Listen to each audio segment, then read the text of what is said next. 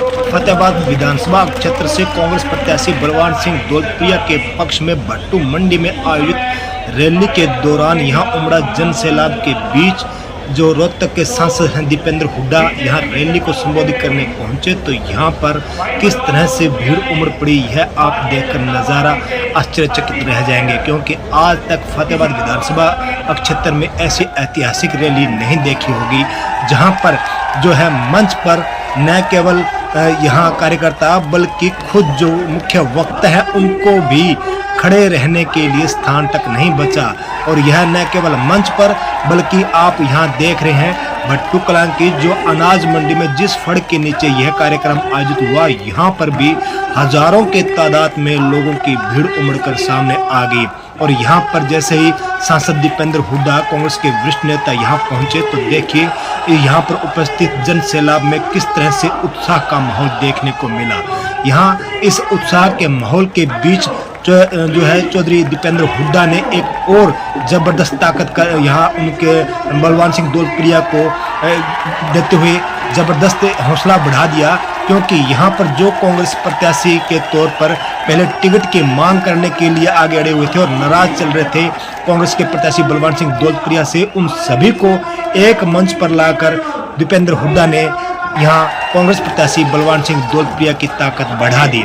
इस दौरान यहाँ पर उपस्थित सभी नेताओं को एक साथ एकजुटता के साथ किस तरह से एक माला में पिरोते हुए आपके सामने नजर आ रहे हैं। सभी एक एक करके अपना अभिवादन अपना स्वीकार करवाएंगे और यहाँ पर अपना संबोधन भी देंगे। आप इन सब की जो यहाँ कार्यक्रम आयोजित हुआ उसकी पूरी रिपोर्ट देखें। इस फतेहाबाद विधानसभा क्षेत्र में आयोजित हुई इस रैली के दौरान किस वक्ता ने क्या कहा, हम आपको बता दें कि यहाँ पर चंद्रमोहन कोटलिया भी उपस्थित रहे। वहीं यहाँ पूर्व सीपीएस चौधरी प्रहलाद सिंह गिल्ला खेड़ा व उनके पुत्र आनंदवीर गिल्ला खेड़ा, प्रोफेसर संपत सिंह भी यहाँ उपस्थित रहे। डॉक्टर वीरेंद्र शिवाज भी इस कार्यक्रम में मौजूद रहे। इसके अलावा जो अनेक नेता जो जिसमें पूर्व विधायक कुलवीर बेनीवाल भी शामिल हैं और यहाँ पर जिस तरह की जो नेता लोग यहाँ पहुँचे उन सब के द्वारा यहाँ संबोधन भी दिया गया। और यहाँ पर खचाखच इस पंडाल के बीच क्या किसने क्या कहा सुने उन्हीं की जुबानी।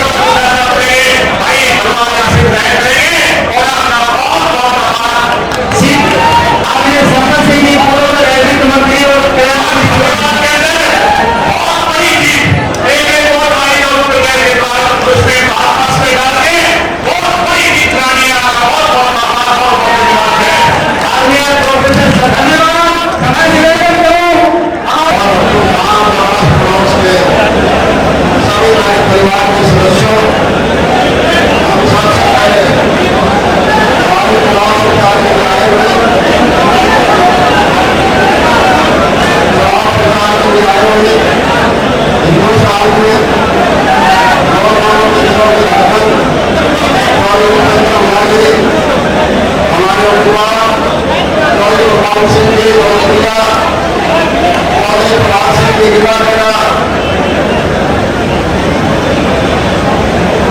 और गुरदेव जी को बुलाए और डॉक्टर शिवाज जी मानव नौकाशी सभी साथियों, मैं तो यही कहना चाहता हूँ कि मैंने राजनीति 1977 में इसी मंडी से शुरू की थी। 1977 में इसी मंडी में पहला भाषण किया था। 47 साल पहले राजनीति में आया था। आप लोगों को मेहरबानी रही कि आपने मुझे संगठन करने का काम किया। 6 बार आपने संगठन करने का काम किया और मैंने भी विभिन्न मुस्कान यही कहना चाहता हूँ, आज वक्त आ चुका है। आज 10 सालों के सामने 10 साल के अंदर जो उड़ा रहे हैं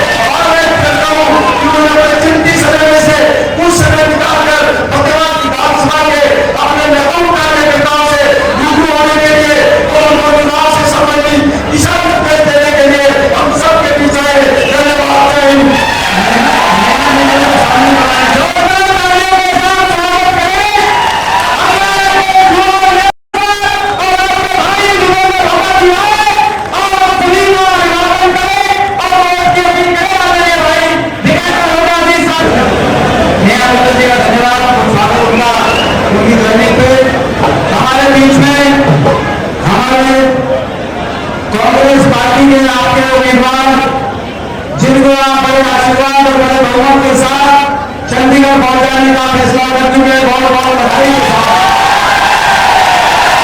हमारे आपके शब्दों के साथी बलवान भगतपुरिया जी, हमारे बहुत ही आदरणीय हरियाणा के कांग्रेस के वरिष्ठ और सुनने हुए नेताओं में जिनकी गिनती होती है, आदरणीय प्रोफेसर संपत सिंह जी, हमारे संघर्ष के साथी, आपके शब्दों के साथी हमारे प्रताप सिंह मीरा जी, पूर्व सीपीएस, हमारे नौजवान एक ऐसे हमारे साथी जिन्होंने अपनी पहचान बनाई है और अपना धन्यवाद करते हैं। आप सब हमारे साथ यहाँ पे इस कार्यक्रम में पहुंचे हैं और आगे साथ निभाएंगे। डॉक्टर वीरेंद्र सिवाल जी हमारे बीच में, हमारे भाई पूर्व विधायक कुलदीप बेनीवाल जी, हमारे भाई चंद्रभान कोटिया जी, हमारे भाई वीरेंद्र मेघा जी, हमारे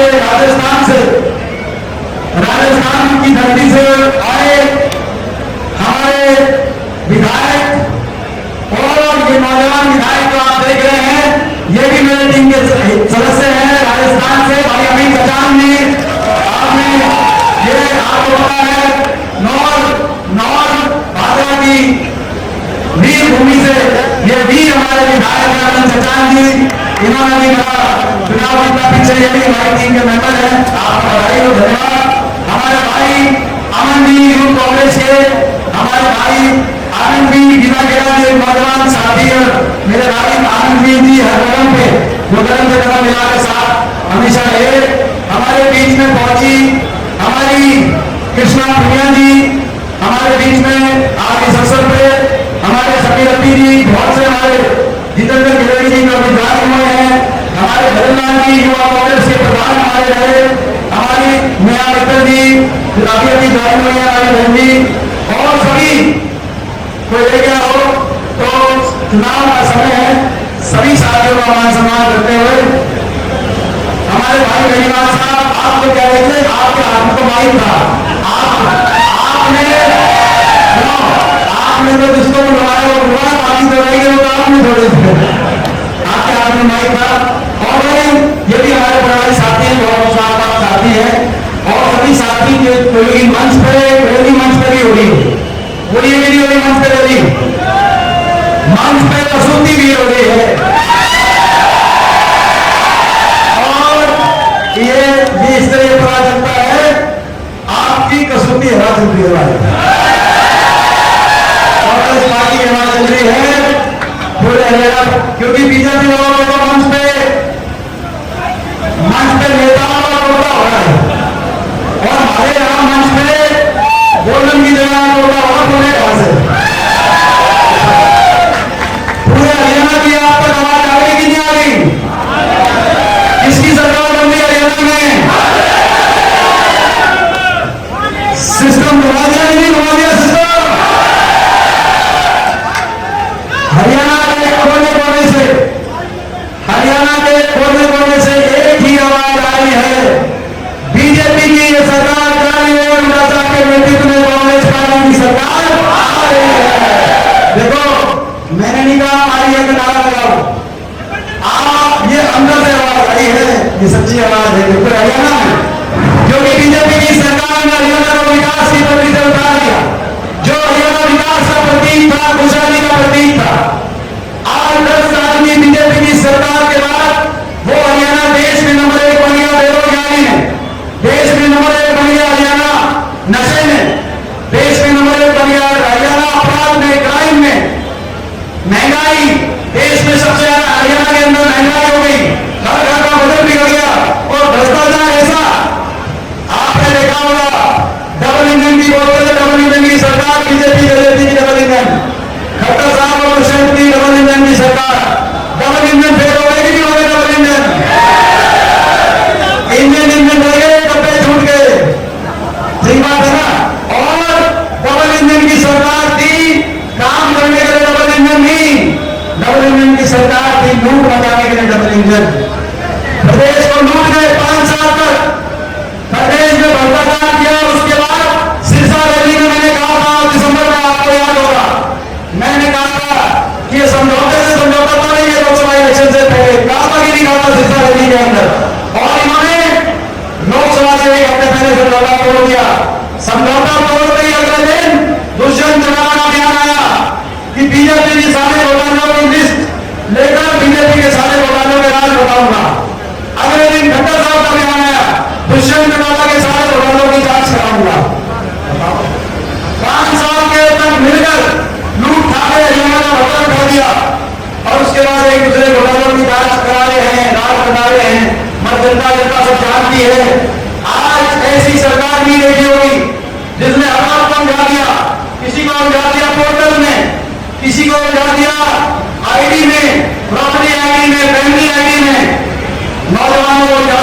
सरकारी नौकरी में, सीटी में पक्की भर्ती खाती की नहीं खाती बीजेपी। पक्की नौकरियां खा गई, पक्की नौकरी खत्म, 2 लाख सरकारी पद खत्म, 1.5 लाख पदों पर कौशल इनकम के आधार पर बिना रिजर्वेशन, बिना पेंशन, बिना मेरिट के बच्चे लगाकर उनका शोषण में नाकाम हुआ। फौज की पक्की भर्ती खत्म, अग्निवीर की योजना आ गई। आज हर वर्ग को उलझाने वाली ये सरकार साबित हुई और हर वर्ग को सबक दिलाने वाली और हर वर्ग का अपमान करने वाली ये सरकार साबित हुई। इतना अहंकार बढ़िया इस सरकार का। आपको याद होगा किसान आंदोलन, 750 किसानों की जान की कुर्बानी देने वाली ये सरकार साबित हुई। 1 साल तक किसान बैठा रहा।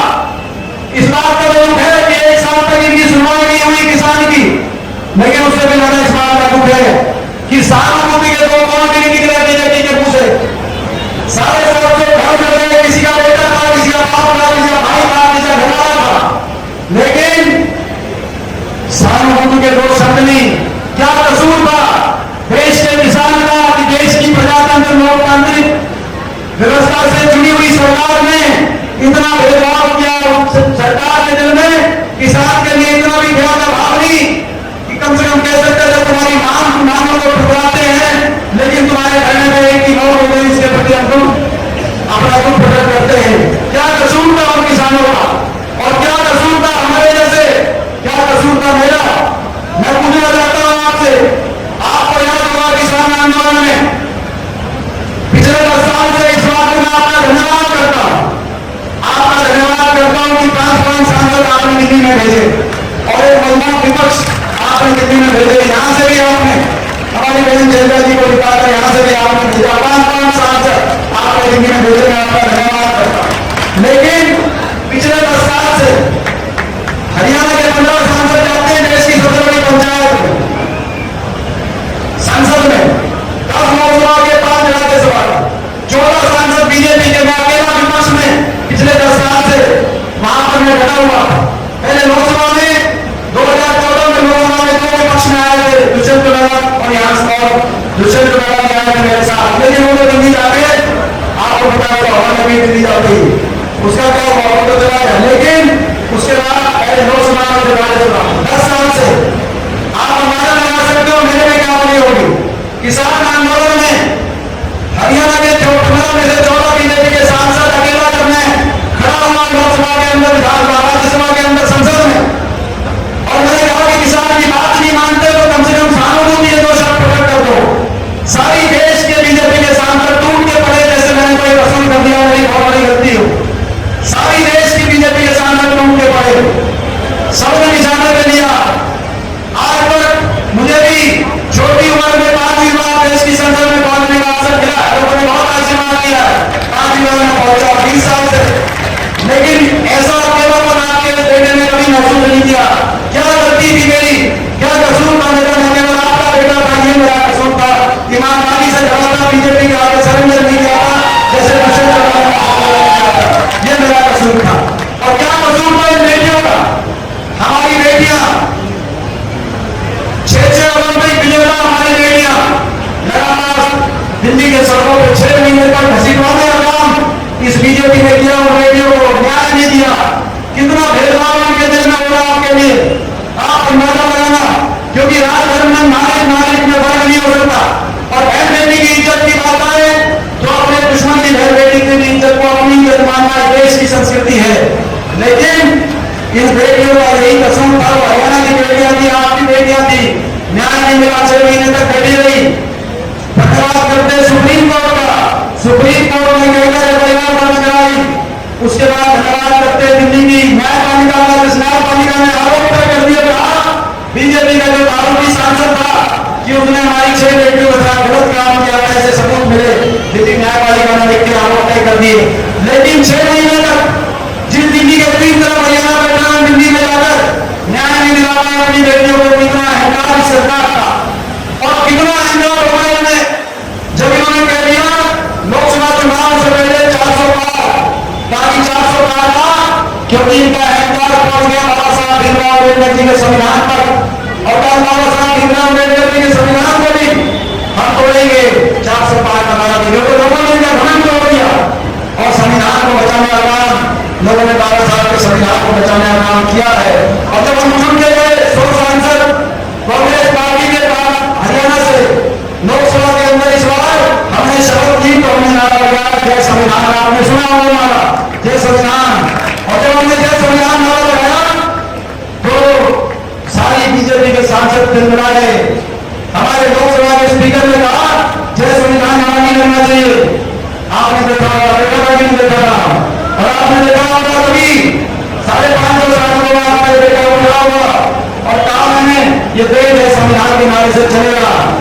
मैंने नहीं कहा था, और उन्होंने कहा था स्पीकर ने कि बैठ जाओ, ताकि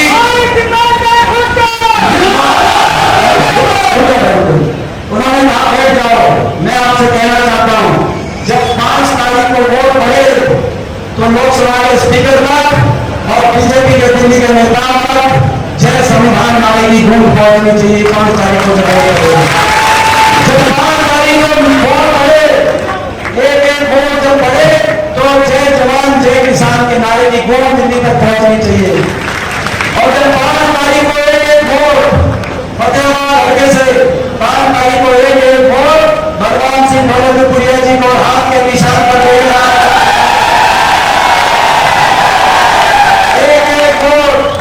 एक एक वोट यहां से ताली चलनी पड़नी चाहिए, हाथ के निशान पर पड़नी चाहिए। भगवान सिंह दौलतपुरिया जी को एक एक वोट जो मिलेगी, वही एक एक वोट चंडीगढ़ में उनका सरकार कांग्रेस पार्टी की सरकार बनने आ रहा है। और भाई मैं एक और बात कहना चाहता हूं, दिल्ली के बड़े बड़े नेता आए, साहब गिर गया, दिल्ली के बड़े बड़े नेता आए हैं और बड़े बड़े नेता आकर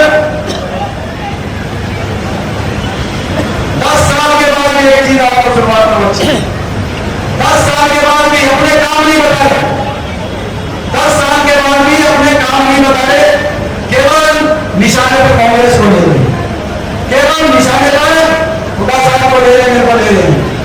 10 साल के बाद भी एक काम नहीं बताए। प्रधानमंत्री जी आए थे, गुआना में रैली थी, नायक सिंह जी हमारे मुख्यमंत्री 10 मिनट बोले गुआना में, आपने सुना होगा। 10 मिनट में क्या बोले, मैं आपको जरा सुनाता हूं। 10 मिनट बोले नायक सिंह जी।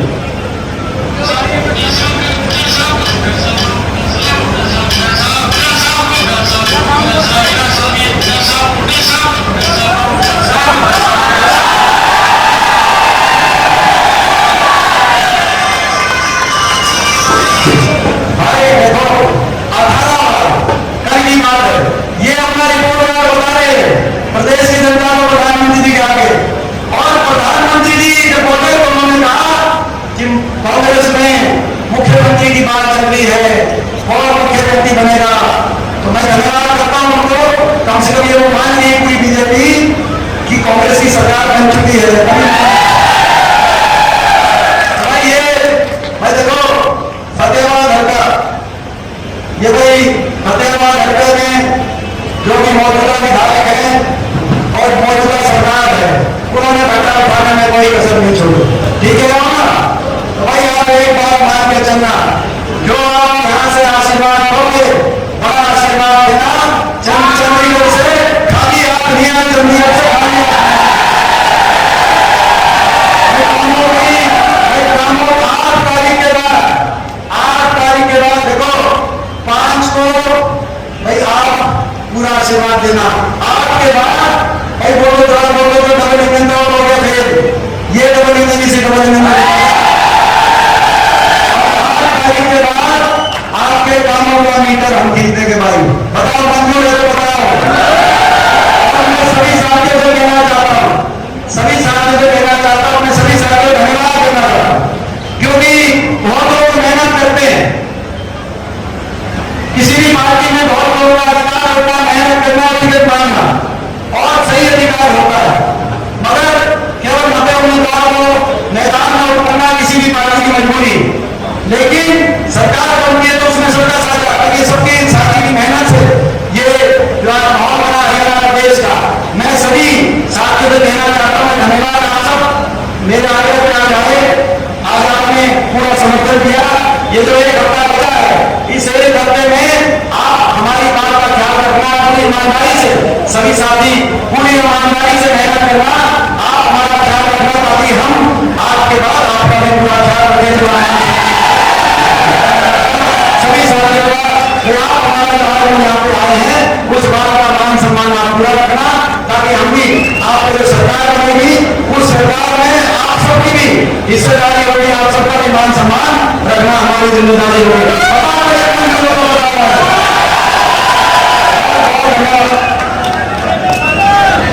भाई कौन सी तारीख को वोट है, याद है कि नहीं याद है? कौन सी तारीख? 5 तारीख बीजेपी थैंक यू